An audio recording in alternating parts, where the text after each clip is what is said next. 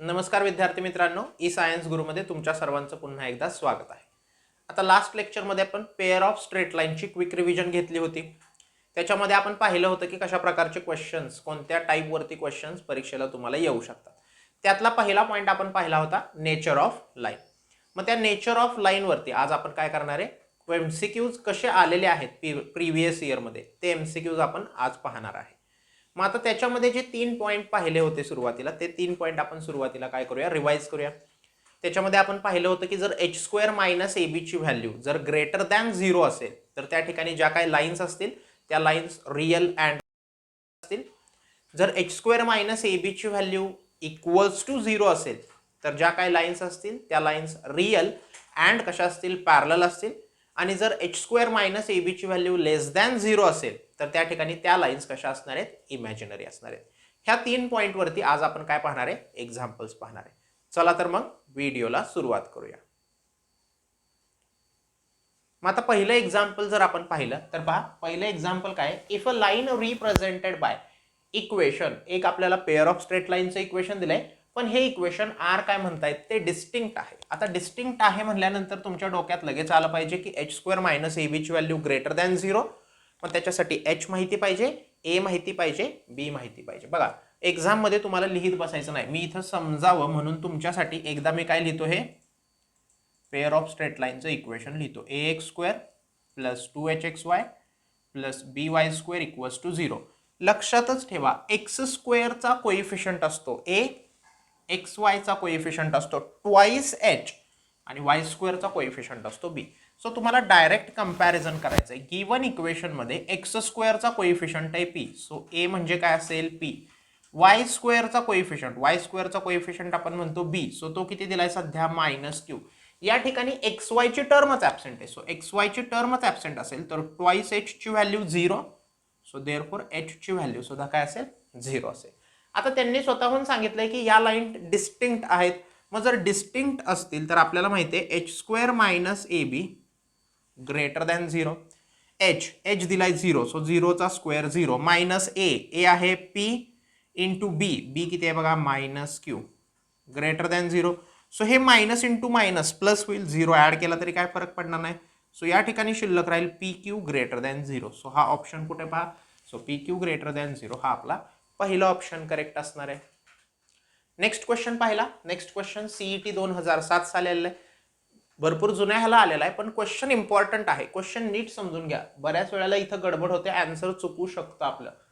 A second degree equation always represent a pair of lines through origin if. जे काय second degree equation म्हणजे कुठलं, हे वाला equation A x square plus 2hxy plus by square equals to 0, हे equation present कधी करेल pair of lines, जर ते पासिंग थ्रू ओरिजिन असेल तर लक्षात घ्या, या ठिकाणी जे आपण दोन कंडिशन, बऱ्याच वेळेला आपल्याला असं वाटतं की एच स्क्वेअर मायनस ए बी, जे काही एच स्क्वेअर मायनस ए बी ग्रेटर दॅन 0 असेल की ते आन्सर असणार आहे, नाही. तर त्या ठिकाणी आपण नेचर ऑफ लाईन मध्ये 2 पॉईंट पाहिले होते जिथं लाईन्स रिअल होत्या. मग ज्या 2 लाईन पासून हे इक्वेशन तयार होणार आहे त्या लाईन्स जर रिअल असतील तरच ते आपण पेअर ऑफ स्ट्रेट लाईनचं इक्वेशन तयार करू शकतो ना.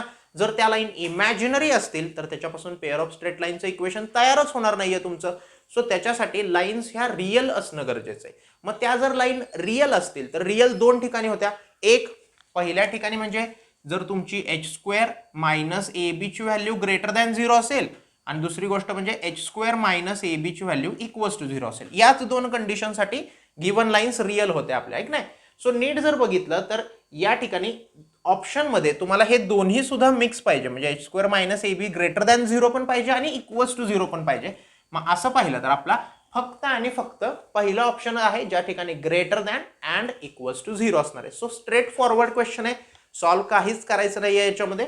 अशा प्रकारचे क्वेश्चन्स तुम्ही लक्षात ठेवा, अशा प्रकारचे क्वेश्चन फसवे क्वेश्चन असतात. सो या टाईपचे क्वेश्चन सुद्धा तुम्हाला सुटले पाहिजेत, ठीक आहे. सो सेकंड क्वेश्चन सुद्धा तुमच्या लक्षात आला असेल.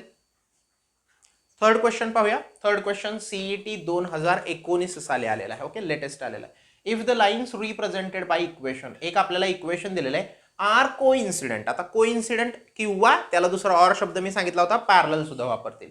Then H is equal to, तर एच ची व्हॅल्यू आपल्याला विचारलेली आहे. आता मला सांगा बाळांनो, जर कोइन्सिडेंट आहे so H square minus A B ची value equals to 0, so h a आणि बी तयार केला पाहिजे. मी सांगितलंय डायरेक्ट तयार करायचंय.